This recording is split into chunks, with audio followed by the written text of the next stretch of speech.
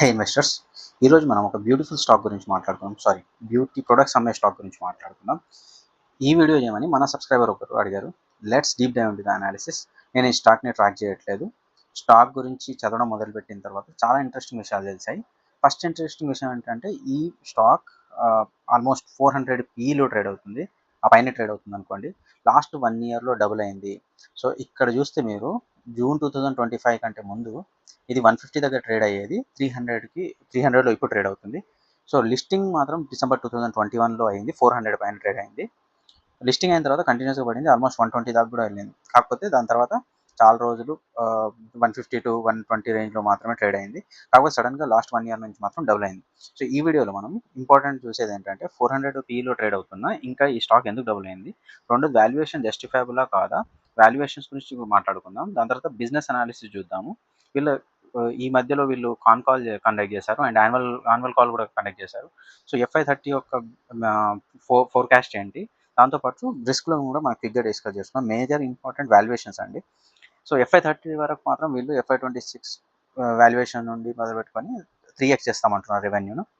For example 10,000 crores చేశారు FY26లో, అంటే దాదాపుగా 3x అంటే 30,000 crores చేస్తామంటున్నారు. ఈ బిట్టా వచ్చేసరికి ఆల్మోస్ట్ 700 crores ఏదో చేసినట్టున్నారు, అది 5x చేస్తామంటున్నారు, 3,500 crores చేస్తామంటున్నారు. సో ఈ బిట్టా ఒక 5x అయితే ఆటోమేటిక్గా వాల్యుయేషన్స్ కూడా తగ్గిపోద్ది. కాకపోతే ఇది యాక్చువల్గా అనుకున్నంత ఈజీనా, ఇప్పుడు కరెంట్ వాల్యుయేషన్స్ ఏం చెప్తున్నాయో మనం డిస్కస్ చేస్తున్నాం. ఫస్ట్ మార్కెట్ క్యాప్ వచ్చేసరికి ఇదేం చిన్న కంపెనీ ఏం కాదు, 86,000 crores కంపెనీ, దాదాపు 1,00,000 కోట్ల కంపెనీ. కరెంట్ 302లో ట్రేడ్ అవుతుంది. స్టాక్ పీ ఇంతకుముందు చెప్పినాం హై పీలో ఉంది, 413 పీఈలో ఉంది, అయినా స్టాక్ పెరుగుతూ ఉంది. అండ్ పెగ్ రేషియో చూడండి 3.4, కాకపోతే ఇది ప్రీవియస్ వాల్యుయేషన్స్ లెక్క, కాకపోతే ఇప్పటి నుంచి వాల్యుయేషన్ చూస్తే 3.4 కాదు, అది ఆల్మోస్ట్ 4-5 పైనే ఉంటుంది. ఈబితో చూసినా ఎలాంటి వాల్యుయేషన్ చూసినా చాలా హై పీఈలో ఉంది. మామూలుగా ఈ కామర్స్ బిజినెస్కి హై పీఈ ఇస్తుంది, ఎందుకంటే వీళ్ళకు క్యాష్ ఫ్లో బాగా ఉంటుంది కాబట్టి. క్యాష్ ఫ్లో నెగిటివ్ ఉండదు, క్యాష్ ఫ్లో తక్కువ రాదు, 100% క్యాష్ ఫ్లోలో కన్వర్ట్ అవుతాయి. ఎందుకంటే బిజినెస్ డైరెక్ట్ కన్జ్యూమర్స్కి వీళ్ళు సేల్ చేస్తారు, ఇమీడియట్గా డబ్బులు వచ్చేస్తాయి. ఎప్పుడైతే బిజినెస్ దగ్గర డబ్బులు ఎక్కువ ఉంటాయో వాళ్ళు ఎక్స్పాన్షన్ చేయడానికి మిగతా ప్లాన్స్ ఈజీగా ఎగ్జిక్యూట్ అవుతుంది. ఇంకోటి వాళ్ళు అప్పులు తీసుకోవాలన్నా అంత అవసరం ఉండదు, ఎందుకంటే వీళ్ళ చేతిలోనే క్యాష్ ఉంటుంది కాబట్టి. ఇప్పుడు మనం ఈ వాల్యుయేషన్స్ గురించి మాట్లాడితే ముందు క్వార్టర్లీ రిజల్ట్ చూసుకుందాం. దాని తర్వాత క్వార్టర్లీ రిజల్ట్స్ తర్వాత ఈ మధ్య బాగానే పెరిగింది. సో 2,000 crores మార్చ్ 2025లో వీళ్ళు బిజినెస్ చేస్తే మార్చ్ 2026 వచ్చేసరికి 2,648 crores చేశారు, ఆల్మోస్ట్ 30% గ్రోత్. ఇక్కడ ఓపీఎం చూడండి, మార్జిన్ చూడండి, 6% ఉండేది 8% పెరిగింది. దానివల్ల ఆల్మోస్ట్ 133 నుంచి 223కి వెళ్ళిపోయింది, అంటే ఆల్మోస్ట్ డబుల్ అయిపోయింది ఓపీఎం. దాంతోపాటు ఇక్కడ మీరు 30% రెవెన్యూ పెరిగితే ఓపీఎం మాత్రం డబుల్ అయిపోయింది.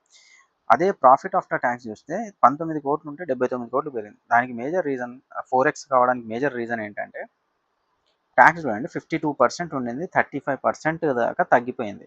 మేజర్గా ఇండియాలో tax rate corporate tax 22 to 25% మధ్యలో ఉంటుంది. కానీ వీళ్ళు 52% ఎందుకు కట్టారు, ఇప్పుడు 35% ఎందుకు అయిందంటే ఇండియన్ అకౌంటింగ్ సిస్టమ్ వల్ల. ఇండియన్ అకౌంటింగ్ సిస్టమ్స్ ఏం చెప్తుందంటే, ఫర్ ఎగ్జాంపుల్ మన దగ్గర 2 సబ్సిడరీస్ ఉన్నాయనుకుంది, ఒక సబ్సిడరీ మాత్రం ప్రాఫిట్ జనరేట్ చేస్తుంది, ఒక సబ్సిడరీ మాత్రం నెగిటివ్లో ట్రేడ్ అవుతుంది, నెగిటివ్ ప్రాఫిట్స్ జనరేట్ చేస్తుంది, లాస్ జనరేట్ చేస్తుంది అనుకున్నాం. సో లాస్ జనరేట్ చేస్తున్న కంపెనీని దాన్ని పక్కన పెట్టేసి ప్రాఫిట్ జనరేట్ చేస్తున్న కంపెనీకి మాత్రం ట్యాక్స్ కట్టేది ఉంటుంది.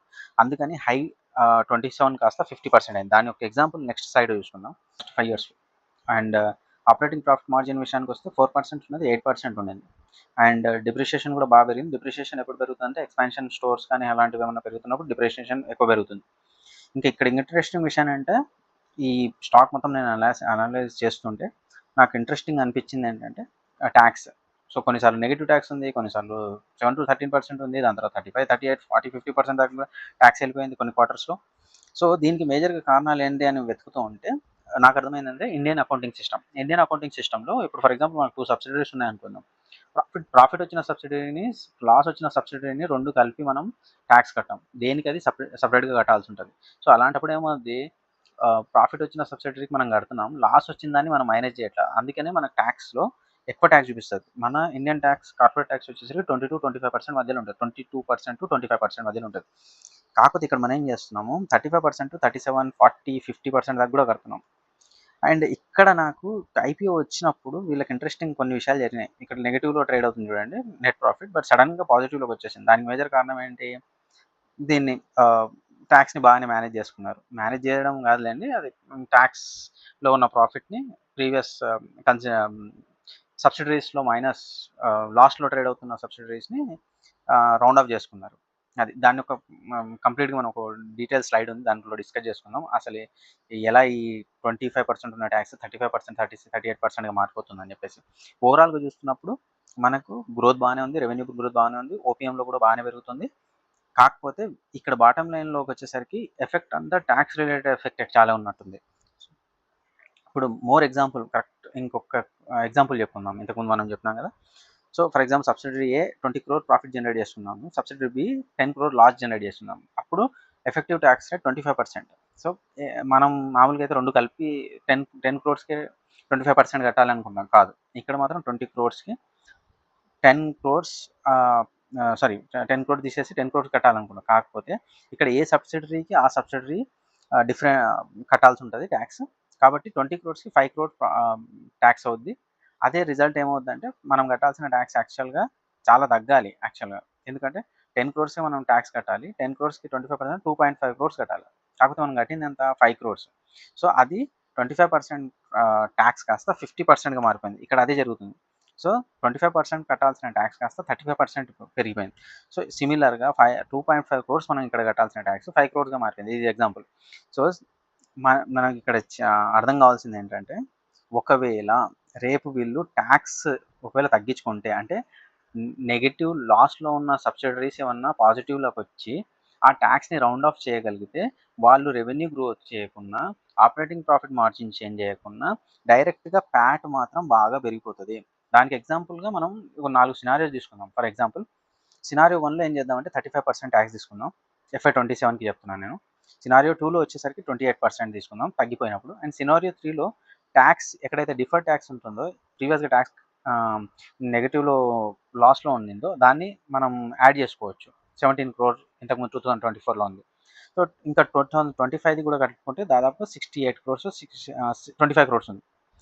సో, సినారియో 1లో మనం 27% ఇయర్ ఆన్ ఇయర్ గ్రోత్ తీసుకున్నాం. 27 ఇయర్ ఆన్ ఇయర్ గ్రోత్ తీసుకుంటే పీఈ చూడండి 233x అవుద్ది. ఇప్పుడు 413 ఉంది. ఏం చేయకున్నా. సో, ఓన్లీ రెవెన్యూ గ్రోత్ చేసుకున్నా. అండ్ సినారియో 2లో వచ్చేసరికి 8% సేమ్ రెవెన్యూ ప్రాఫిట్ మార్జిన్ పెట్టుకున్నాము. సో, దాంతో పాటు మనకు ట్యాక్స్ తగ్గించుకున్నాం జస్ట్.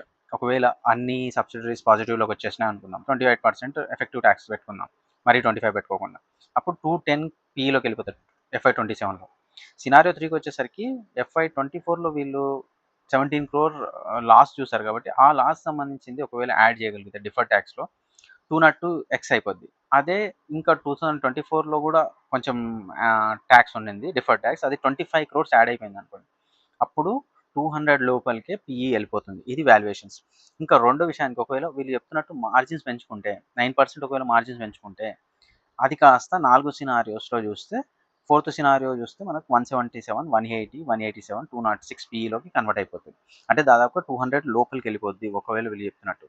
ఇంకా FY28 సినారియో చూస్తే 167 పీఈ దాకా కూడా వెళ్ళిపోతది. ఒకవేళ మార్జిన్స్ 9% ఉంటే 185, మార్జిన్స్ 10 ఉంటే 167 పీఈ దాకా కూడా తగ్గిపోద్ది.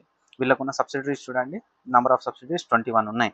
సో, వీటిలలో కొన్ని సబ్సిడరీస్ పాజిటివ్‌గా ప్రాఫిట్‌ని జనరేట్ చేయొచ్చు. కొన్ని లాసెస్‌ని కూడా జనరేట్ చేయొచ్చు.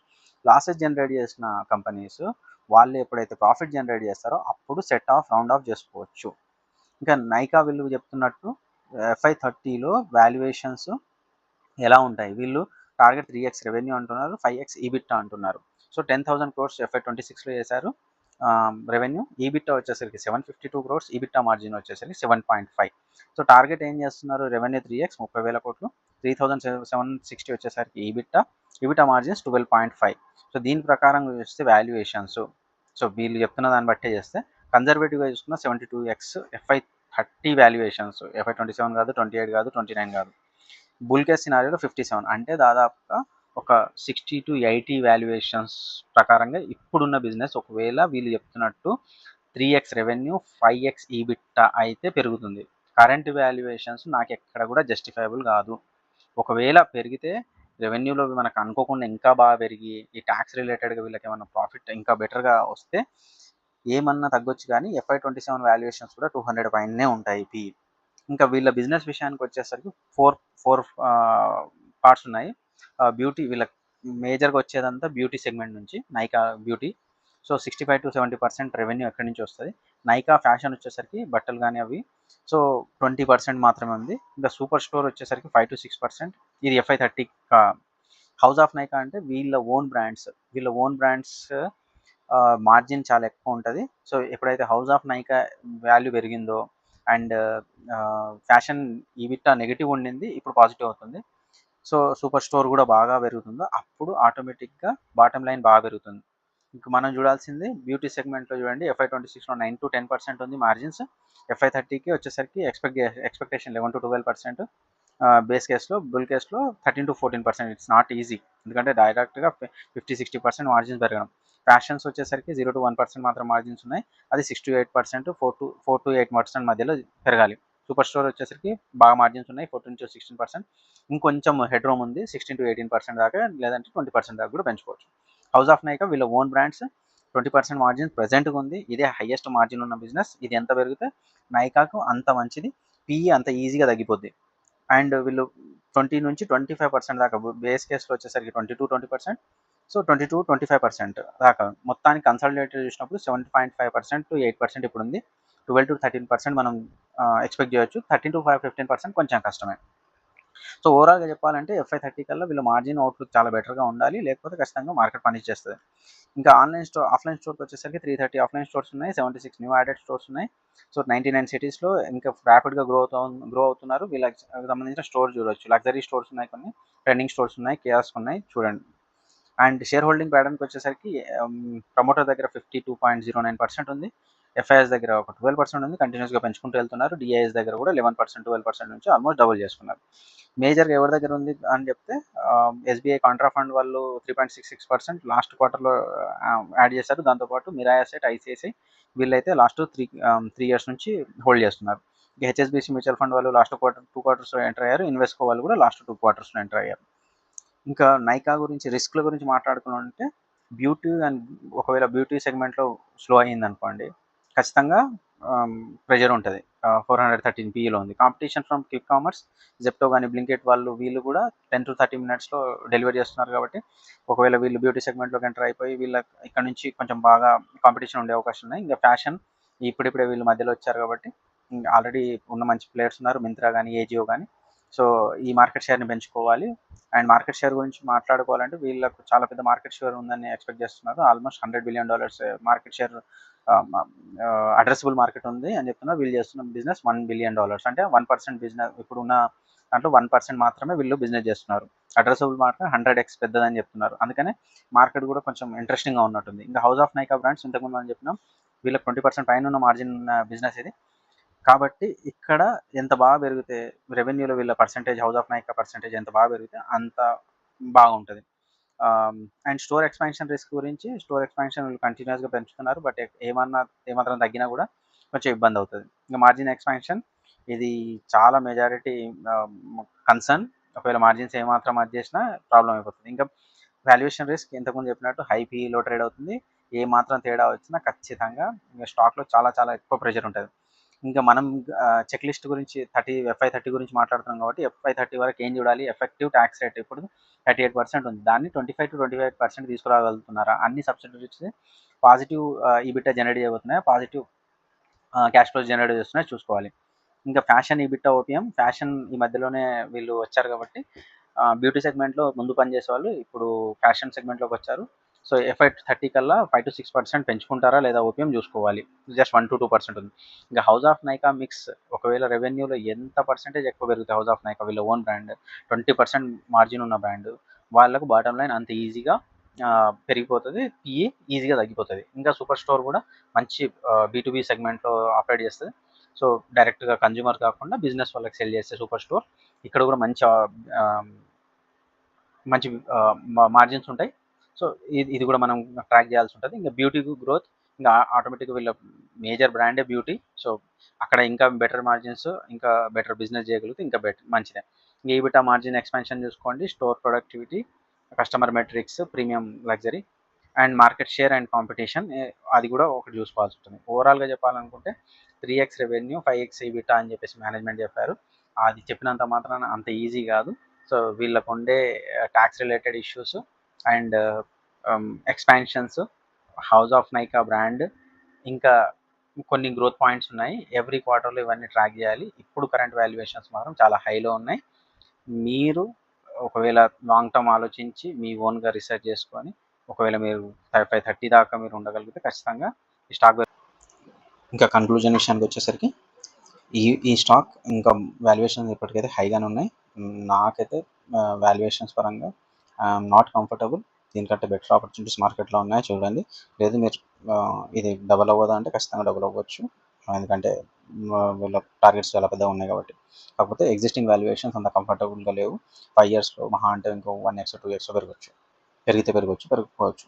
బట్ మీరు మీ రిస్క్ అపెటైట్ని బట్టి దీంట్లో ఇన్వెస్ట్ చేస్తారా లేదా మీరు చూసుకోండి. And please subscribe. Thank you.